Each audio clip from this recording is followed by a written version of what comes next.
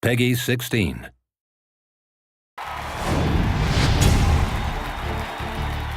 What's up, guys? Nevin Dravinsky, producer on UFC Undisputed 2010, coming to you from the famed Black House Gym, once again in an undisclosed location somewhere in Los Angeles, California. I'm joined here by Mr. Ed Soares, co-owner of the Black House Gym. Thank you so much. Oh, it's my pleasure. We're going to talk today about some of the improvements and enhancements to the UFC Undisputed 2010 career mode.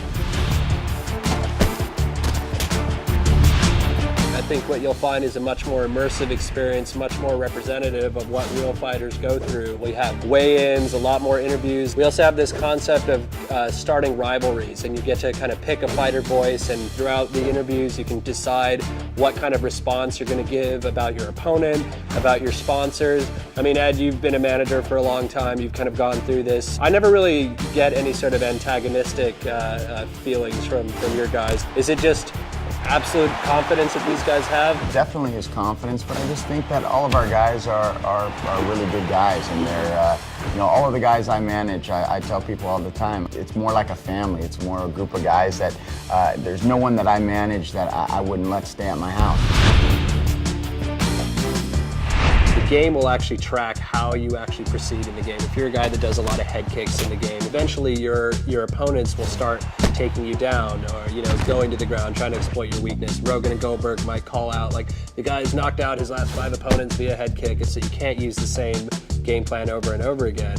And with your guys, what's the thought process that goes on there? All the guys like to watch a lot of the fights. Some guys like to watch it less than others, but most of the time all the coaches are always paying attention a lot to their previous fights. Every fight is different.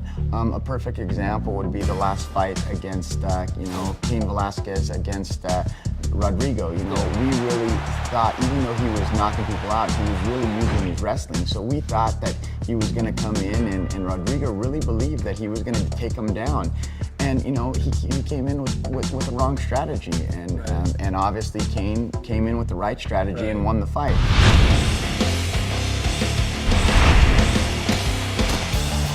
So much like in the real UFC, we give players the opportunity to train at different camps. This year it's not boxer, wrestler, Muay Thai, Jiu-Jitsu guy. You're just learning specific moves, and you go work with members of these camps to get these moves. So for example, if I'm in heavyweight, I work with Junior and on boxing, and I work with Nogueira on my Jiu-Jitsu.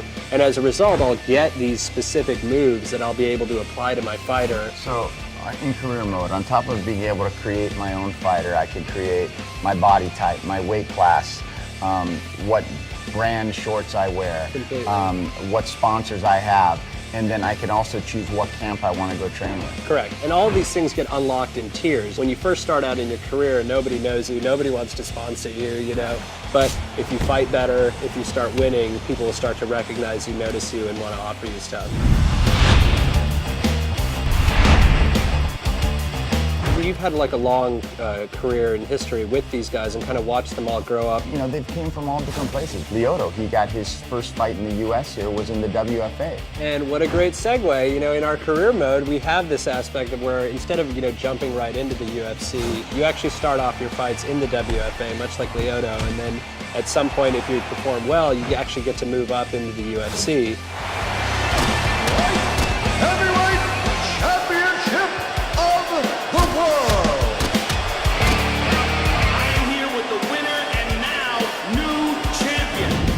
I think they got a little taste of some of the features in the career mode for UFC Undisputed 2010. I think so.